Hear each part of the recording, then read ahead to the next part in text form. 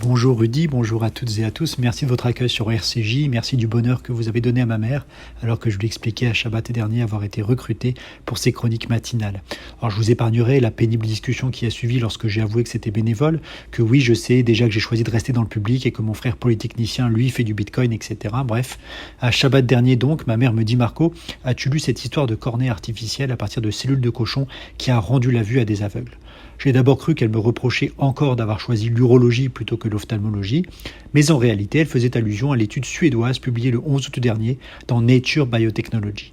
Alors la transplantation d'organes de cochon, c'est un sujet passionnant dont je vous parlerai une autre fois. Il s'agit ici d'une innovation très différente, on parle de bio-ingénierie tissulaire, c'est-à-dire de la création de tissus de synthèse, et donc ici de cornées, fabriquées non pas à partir de cornées de cochon, mais de collagène, protéines extraites des cellules de la peau du cochon. Ce construit, car c'est le nom que l'on donne à ces biomatériaux, a permis de traiter 20 patients atteints d'une maladie de la cornée qui s'appelle le kératocone et qui correspond à une déformation de la cornée qui s'amincit progressivement, qui perd sa forme sphérique normale et qui altère la vision. Il faut savoir qu'actuellement nous avons environ 4000 patients en attente d'une greffe de cornée en France et que ces cornées sont prélevées chez des donneurs décédés. Le kératocone représente la 3e indication la plus fréquente. Ce n'est pas la première fois que l'on utilise un biomatériau pour remplacer une cornée. Souvent, les annonces médicales, vous savez, dans la presse grand public, sont la conclusion de multiples essais de progrès établis sur des dizaines d'années. Il s'agit ici tout de même d'un produit amélioré avec une stabilisation physico-chimique très sophistiquée permettant d'obtenir un produit stable, relativement peu coûteux, pouvant être utilisé dans des pays en voie de développement. D'ailleurs, les 20 patients de l'étude étaient opérés en Inde et en Iran.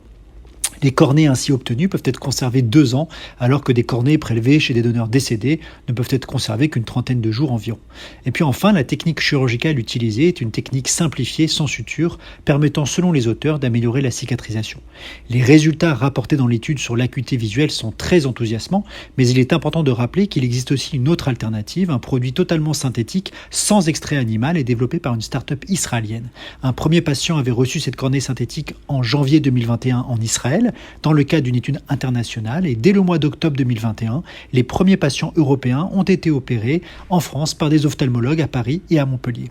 Donc maman, comme tu peux le voir, il s'agit effectivement d'une innovation passionnante, mais qui s'inscrit dans une dynamique plus large de nouvelles biotechnologies avec de nombreuses solutions qui permettront, je l'espère, dans un avenir proche, de résoudre le problème du manque de cornées issues de donneurs décédés et de faire disparaître une des causes importantes de cécité dans le monde. Je vous remercie de votre écoute et vous souhaite une excellente journée sur RCJ.